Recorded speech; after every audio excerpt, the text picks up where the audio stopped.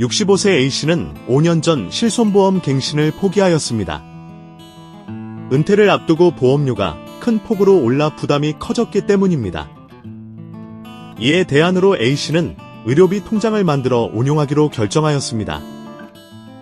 가족들과 함께 매월 20만원에서 30만원을 적립하여 적금 계좌에 예치하고 질병이나 상해 발생 시 해당 통장에서 돈을 인출하여 의료비로 사용할 계획입니다.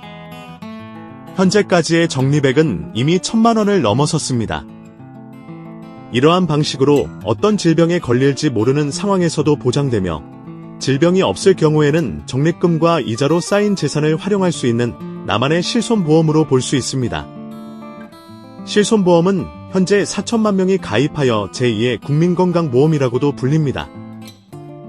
의료비 중에서 급여는 건강보험으로 부담하고 건강보험이 보장하지 않는 비급여는 실손보험으로 해결하는 것이 일반적입니다. 그러나 A씨와 같이 실손보험 대신 의료비 통장을 활용하는 사람들이 늘고 있습니다. 낸 보험료에 비해 받는 혜택이 적다는 인식이 퍼지고 있는데 이는 불합리하다는 인식을 낳고 있습니다. 미국에서는 의료비 통장과 유사한 의료저축계좌 제도를 도입하여 세제 혜택을 제공하고 있습니다. 금융감독원에 따르면 1년 동안 실손보험금을 받지 않은 가입자는 72.9%로 추정됩니다. 이들이 낸 보험료는 다른 가입자들의 의료비로 사용됩니다. 이러한 상황에서도 실손보험은 매년 적자를 기록하고 있습니다. 이는 혜택이 소수의 가입자에게 집중되어 있고 보험료 인상으로 전체적인 부담이 공평하지 않다는 것을 의미합니다. 금융당국은 이러한 문제를 해결하기 위해 보험금을 많이 받을수록 보험료를 인상하는 보험료 차등제를 올해 7월부터 시행하기로 결정했습니다.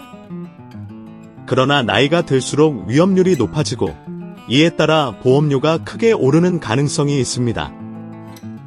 이는 고령층의 경우 인상폭이 더 커질 수 있습니다. 실손보험이 무용지물이라는 지적까지 제기되고 있습니다. 고령층으로 갈수록 소득이 줄고 의료비가 증가하는데 보험료가 폭등하여 보험에 가입하기 어려운 경우가 많기 때문입니다. 실손보험이 필요 없는 20대와 30대가 보험료를 내는 반면 실제로 실손보험이 필요한 고령층은 혜택을 충분히 받지 못하는 상황이 발생하고 있습니다. 실제 연령이 높을수록 실손보험 가입률은 줄어든다고 합니다.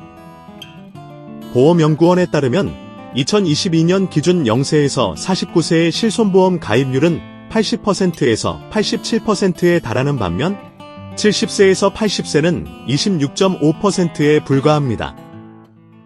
이에 따라 최근에는 의료비 통장을 만들어 실손보험을 대체하는 추세가 뚜렷해지고 있습니다. 적금에 가입하여 매달 일정 수준을 저축하고 의료비가 필요할 때 인출하여 사용하는 방식입니다.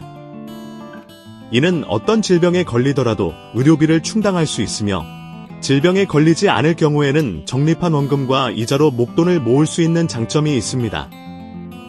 보험금을 받지 못할 경우에는 낸 보험료가 모두 손해로 돌아가는 실손보험에 비해 효율적인 방법으로 여겨집니다.